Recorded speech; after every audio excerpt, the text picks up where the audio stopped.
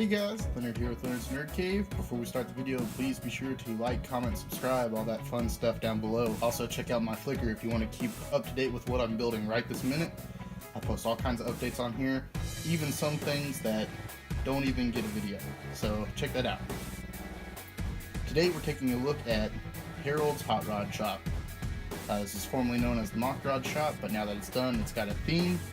It's called Harold's. We're going to take a look at the entire outside, and then we're going to work our way inside and take a look at the roof, all that good fun stuff.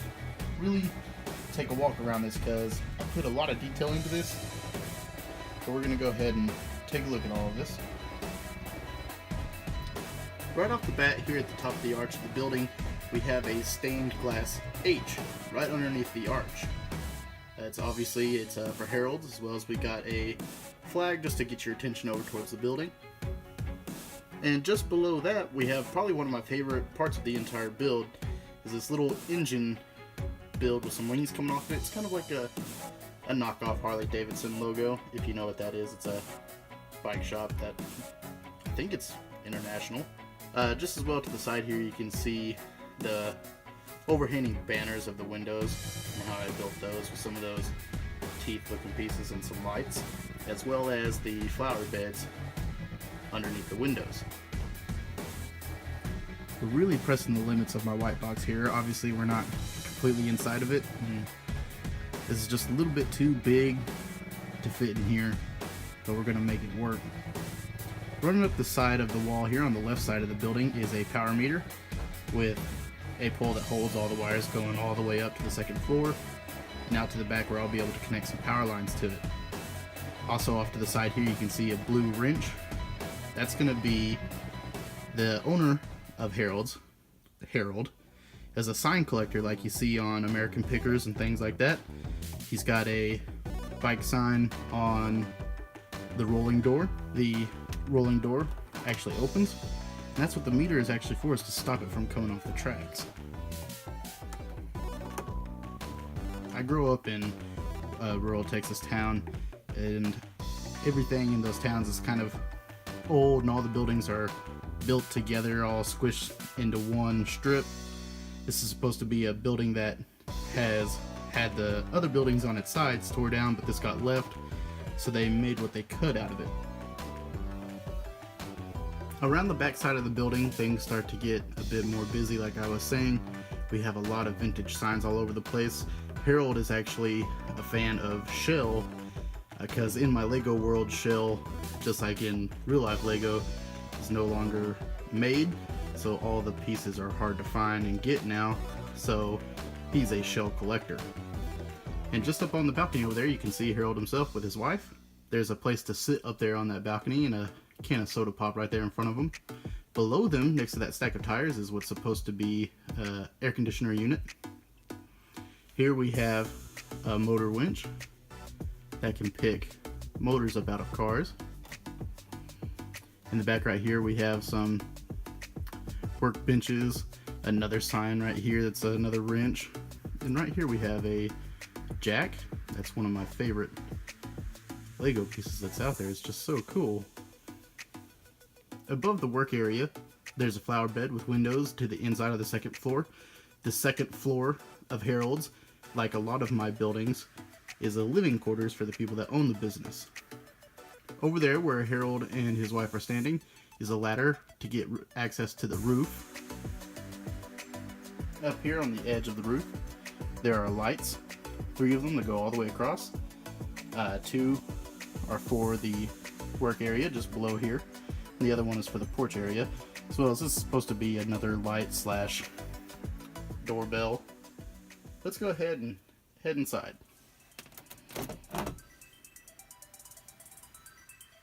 Again, I want to apologize for it, guys. The lighting is going to be all kinds of weird because I'm having to adjust due to the size of this thing. But on this initial wall, when you first walk in, past the door here, you can just barely see it over here, we're in the kitchen. We have a vent hood that holds your pots and knives, a can of soda, some counter space, a chopping board, an oven, stovetop, you got your sink, and some more counter space over here with a mug. The second floor here, I forgot to mention, it's supposed to be like a loft area. And right here, Linda is sitting on the couch in the recliner.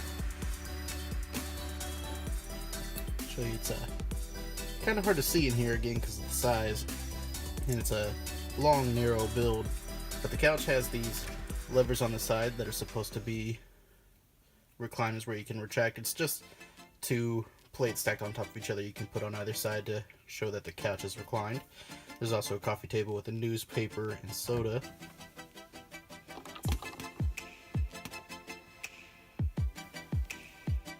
Over on this side of the wall, this is the back, so the work area is off over here below this.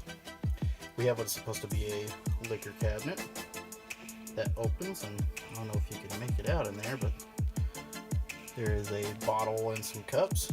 And over here we have a dresser with a lamp and radio and a letter. Then on the opposing side of that kitchen and coffee table and couch is a flat screen TV playing Jurassic Park with a little surround sound system. The bed behind that, and a little tiny bedside table in the corner.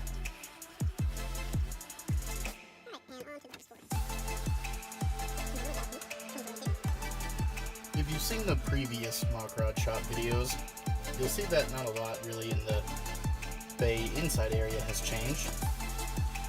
We have our tools hanging on the wall here, a shelf with a trophy. We now have this shell sign. Again, Harold is a collector of shell memorabilia.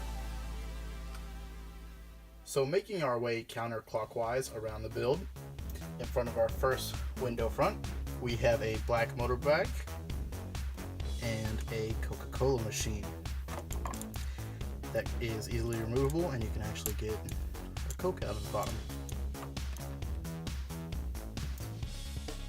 Here on the other side of the storefront, we have a regular bike, pedal bike, that Lego has made forever. Just kind of made this where people in my Lego city come to get their pedal bikes. As well as we have a rack of available rims that Harold's carries. As same as the red bike, people come here to get their red mopeds. As well as to the left of that, I have a little floor shelf with just some orange pieces that's supposed to represent this. It's like a grease cleaner. I don't know, anyone who works on cars know your hands get really nasty, and they have this special grease buster. I forget what it's called, but it comes in a little orange and tan can.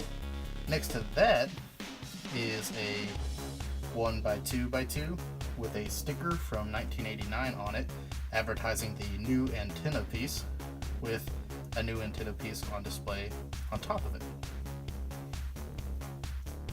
And on the back wall here, we have a giant racing flag, as well as a little shelf with some green stuff on it. There are some racing helmets down here that are just loose mounted on modified plate pieces that have a little rod on the side.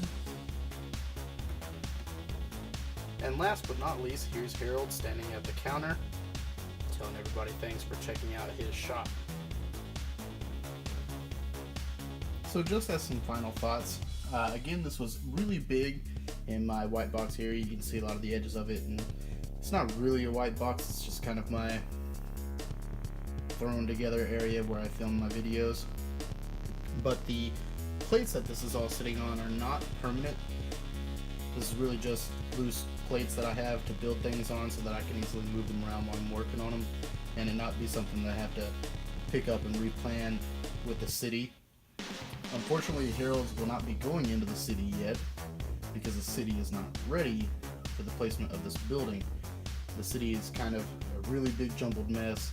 I'm having to plan a lot on where this is going to go right now because the expansion to the city, I keep saying it's coming up, but it's for real coming up. We're talking the next 2 months, probably within the next month. And where its temporary spot is going to be in the city is not where it's actually going to go. And when it actually does go to its permanent spot, another building is going to get pulled from the city and completely torn down. So the sand base plate is, it looks like it's not finished, but really that's just not the base plate it's going to be sitting on, and it's empty because there's already stuff planned to be there when it is in the city. So I'm gonna go ahead and roll some pictures by. Be sure to check out my Flickr, guys. Again, like, comment, subscribe, share with your friends, all that fun stuff. Spread the word. And I'll see you guys next time.